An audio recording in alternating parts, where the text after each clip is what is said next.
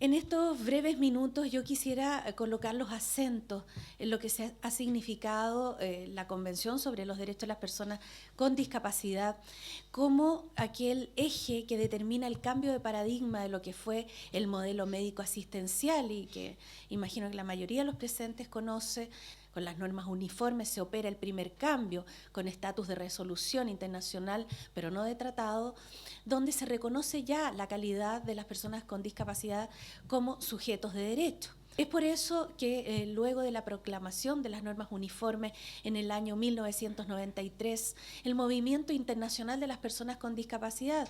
como sabemos, generó entonces la necesidad de proclamar una convención internacional vinculante para los Estados partes y que se hiciera cargo de alguna manera de lo que politológicamente se habla como la teoría de los derechos diversificados en razón del grupo. También desde un punto de vista de la ciencia política, aquí se dio todos aquellos parámetros de los circuitos de retroalimentación de que nos habla David Easton, en el cual por un lado está una sociedad civil con demandas hacia un modelo o un sistema político que debe recibir aquellos insumos y transformarlos mediante un sistema de conversión y de análisis en productos. Y yo creo que precisamente la Convención sobre los Derechos de las Personas con Discapacidad grafica este sistema de retroalimentación de, a su vez, los subsistemas políticos, jurídicos y económicos en torno a visibilizar los derechos de las personas con discapacidad.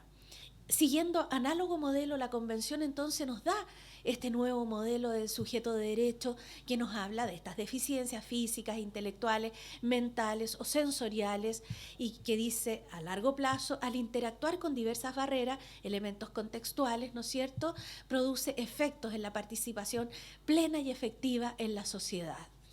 Entonces, hoy día se nos dice no. Las personas con discapacidad tendrán capacidad jurídica en igualdad de condiciones con los demás en todos los aspectos de la vida.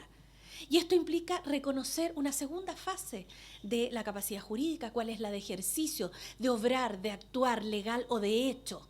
que permita a la persona con discapacidad actuar libremente en la vida jurídica, que sea reconocido el efecto o la eficacia de esa manifestación de la voluntad sin obligatoriamente el acompañamiento de otras personas. Y esto ligado, como decía, indisolublemente a los sistemas de salvaguarda. Los sistemas de salvaguardias que implican respetar la voluntad de la persona, sus derechos, sus preferencias, evitar los abusos, los conflictos de intereses, que la medida sea proporcional al grado de discapacidad de la persona y al tipo de decisión que desea tomar. Nos está hablando también de la importancia de la manifestación de la voluntad cuando se tiene que decidir sobre la persona misma. Y piensen que las legislaciones civiles también han sancionado con este sesgo a personas que se calificaban como sordas o sordomudas que no pueden darse a entender claramente. Entonces yo siempre me he preguntado, ¿qué se sanciona ahí?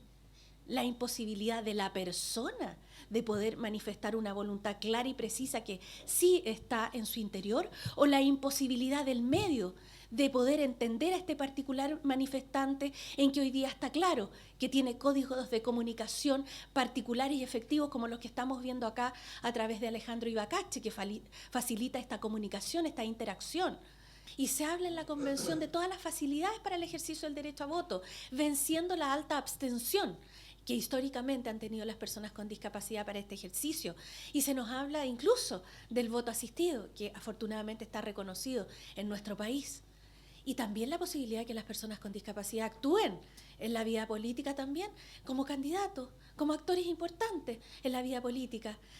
Y quiero decir que como Comité sobre los Derechos de las Personas con Discapacidad estamos atentos a estos 96 Estados partes que han ratificado la Convención 60, que han ratificado el protocolo facultativo y que están empezando a cumplir sus obligaciones. Esto es un proceso colaborativo. Ya se decía acá en la mesa de apertura, un proceso colaborativo donde todos los agentes estamos llamados a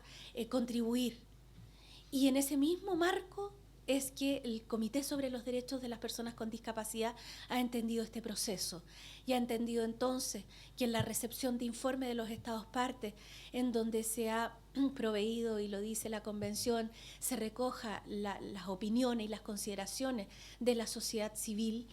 También en el proceso de la recepción de informe se recibirán aquellas aportaciones, se evaluarán, para que en este proceso que se denomina diálogo constructivo con el Estado podamos llegar a esos consensos que impliquen reconocer a los Estados, aquellos progresos que han realizado y también poder identificar aquellos aspectos en que se han observado dificultades, que hay aquellas barreras, ¿no es cierto?, y que podrían requerir de recomendaciones, sugerencias e incluso de asistencias técnicas.